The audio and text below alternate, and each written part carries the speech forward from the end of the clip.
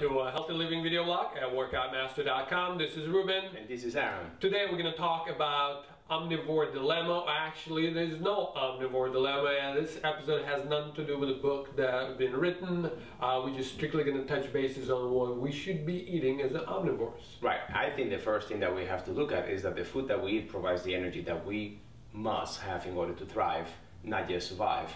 And it's important that in order to be able to separate those different foods that are out there for us is to see how those animals can actually make use of the foods that they eat on the natural environment, and how we can best, be able to make a difference whether that food will be good for us or not. So we would want to go ahead and compare digestive abilities of, let's say, omnivores and herbivores, yeah? Correct. So there's let's break it down. Who are herbivores, for example? Herbivores, for example, will be cows, bison, sheep, goat.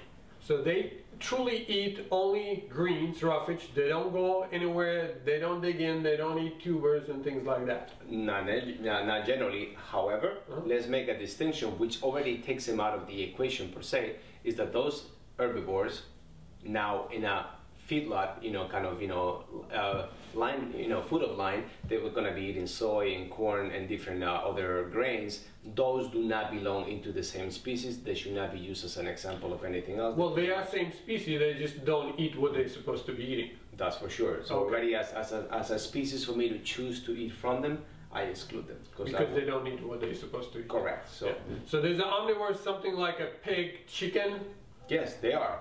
They're omnivores because they eat a bunch of stuff. They eat insects, they eat greens, they eat other bugs, dead rodents, they eat anything that pretty much falls on their way. So by definition, it makes them. So they're omnivores. Yes. And then it's important to understand, because we're going to differentiate between two things. Anytime the herbivores eat greens or roughage or greens, basically, or what we've been promoted as a healthy food for generations, a lot of the generations. Yeah, it's been generations. Basically, that's what vegetarians eat a lot of times, so it's what considered to be a healthy food for a lot of people. It's full of two things. Number one, it's full of cellulose, and number two, it's full of polyunsaturated fatty acids, and those two are very important to understand. And let's tear this one apart. What do those animals can do compared to what we cannot do?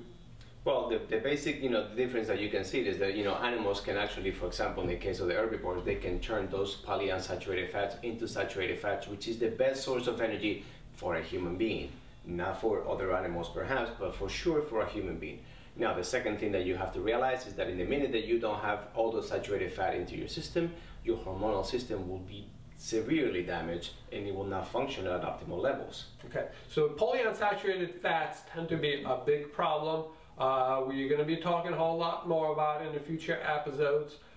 We do recommend you to stay away from polyunsaturated fatty acids for sure. You definitely want to avoid animal meat that is full of polyunsaturated fatty acids, which is definitely, if you feed a chicken, which is an omnivore, with a lot of roughage or grains, eventually it will be full of polyunsaturated fat, because their body is not designed to break down polyunsaturated fats, or PUFA, into convert PUFA into saturated fat. That's correct? Yes. Okay. So the second problem was cellulose. Cellulose is something that herbivores are designed to break down, because they have a bacteria to break it down and convert it and everything else they need. They can break down to anything they need and derive nutrients that they need. That is correct. Compared to humans, that we don't have that, or at least not to the degree. Digestion. We don't have it to that degree. Correct. More of acidic-based, acid-based digestion, as opposed to bacterial like ruminants have with their 4 stomachs, and the whole breakdown of how they can actually, regurgitate the food and go to a different process of digestion that us humans do not have. So what happens? Anytime that we eat it, you'll hear a lot of times they recommend to eat greens because it provides you a lot of fiber. Yeah. And the fiber basically is cellulose. It's something that's undigestible, passes through you. Yet the problem with that while it passes through you, it probably feeds somebody else that lives in your digestive tract, which creates basically overgrowth of bacteria. That's correct.